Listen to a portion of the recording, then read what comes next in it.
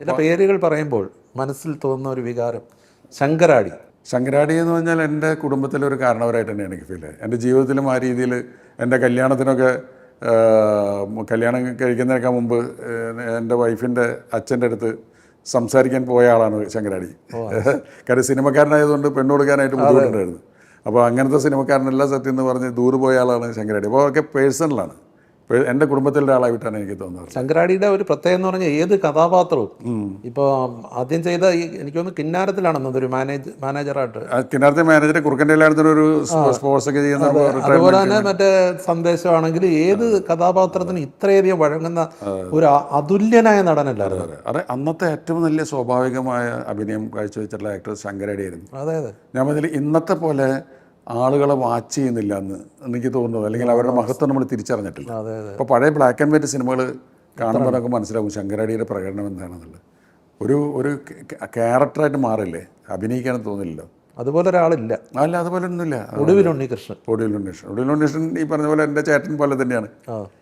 പിന്നെ എനിക്ക് വളരെ കൈവെള്ളയിലിട്ട് കൊണ്ടു നടക്കാവുന്ന വിധത്തിലുള്ള ഒരു ക്യാരക്ടറാണ്. കാരണം എന്നോട് ഒരു സ്നേഹത്തിൻ്റെ പേടിയുണ്ടായിരുന്നു എൻ്റെ അടുത്ത്. പുള്ളി ഞാൻ പറഞ്ഞാൽ എന്തും പുള്ളി അനുസരിക്കുമായിരുന്നു. അപ്പോൾ എനിക്ക് എന്തിനും സ്വാതന്ത്ര്യം കൂടുതലുള്ള ഒരു തൊട്ടടുത്തുള്ള ഒരാളായിട്ടാണ് ഒടുവിൽ ഉണ്ണികൃഷ്ണൻ നമുക്ക് തോന്നിയിട്ടുള്ളത്. ഇന്നസെൻ്റ് നമ്മുടെ സത്യേട്ടൻ ഈടെയും കരഞ്ഞെന്ന് തോന്നുന്നു. അതെ അതെ അതെ അതെ, അടുത്ത കാലത്ത്. അതെ, ഇന്നസെൻ്റിനെ പറ്റി പറയുമ്പോൾ തന്നെ നമുക്ക് ഞാൻ ഏറ്റവും കൂടുതൽ സംസാരിച്ചിട്ടുള്ള നടൻ ഇന്നസെൻ്റാണ്. നടനായിട്ടല്ല, നമ്മുടെ കുടുംബമായിട്ട് ബന്ധമില്ല. രാവിലെ ഇന്നസെൻ്റിൻ്റെ വിളികളില്ലാത്ത ഒരു ദിവസം ഉണ്ടാവാറില്ല. അത് സിനിമ ഉണ്ടായാലും സിനിമ ഇല്ലെങ്കിലും. സിനിമ ചെയ്യുന്ന സമയത്ത് ചിലപ്പോൾ പുള്ളി മുൻകൂട്ടി പറയാറുണ്ട്, ഞാൻ അടുത്ത സിനിമയിൽ ഞാൻ ഇല്ല കേട്ടോ, എന്നെ വിളിക്കണ്ട. വീണ്ടും ചില വീട്ടുകാരിൽ നിന്ന് പുള്ളി മാറിയതാണ്. ഞാൻ പുള്ളിക്കൊരു ക്യാരക്ടർ വെച്ചിട്ടുണ്ടായിരുന്നു. ഞാൻ ഒരു 2-3 മാസം വെറുതെ ഇരിക്കാൻ പോകുക, ആലീസിൻ്റെയും പിള്ളേരെയും കൂടെ വെറുതെ ഇരിക്കാൻ പോവാണ് എന്ന് പറഞ്ഞിട്ട് പുള്ളി ആ പടത്തിൽ അഭിനയിച്ചിട്ടില്ല. പക്ഷേ അഭിനയമല്ല, അഭിനയത്തിന് വേണ്ടിയിട്ടോ സിനിമയ്ക്ക് വേണ്ടിയിട്ടോ അല്ല, പിന്നെ എന്തും സംശയം നമുക്ക് ചോദിക്കാവുന്ന ഒരാളാണ് ഇന്നസെൻ്റ്. ഞാൻ ഇന്നസെൻ്റ് സ്വയം പറയാറുണ്ട്, ഞാൻ 8ാം ക്ലാസ് വരെ പഠിച്ചിട്ടുള്ളത്.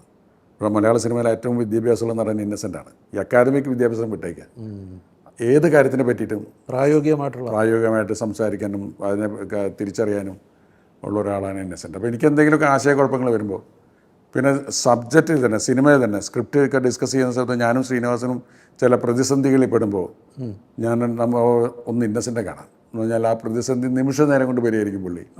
തിരക്കഥയിലൊക്കെ പുള്ളിയുടെ ഒരുപാട് പങ്കാളിത്തങ്ങൾ ഉണ്ടാവാറുണ്ട്. ഭീം സിംഗ് കാപ്പയുടെ രാപ് സിംഗ് എന്നുള്ള പേരിട്ടത് പുള്ളിയാണ്. ഗാന്ധി സെക്കൻഡ് സൈഡിൽ മോഹൻലാലിൻ്റെ കഥാപാത്രത്തിൻ്റെ പേര്. എൻ്റെ മാത്രമല്ല, പ്രിയദർശൻ്റെ തേന്മാവിൻ കുമ്പത്തിലെ കാർത്തുമ്പി എന്നുള്ള പേര് ഇന്നസെൻ്റിൻ്റെ സംഭാവനയാണ്.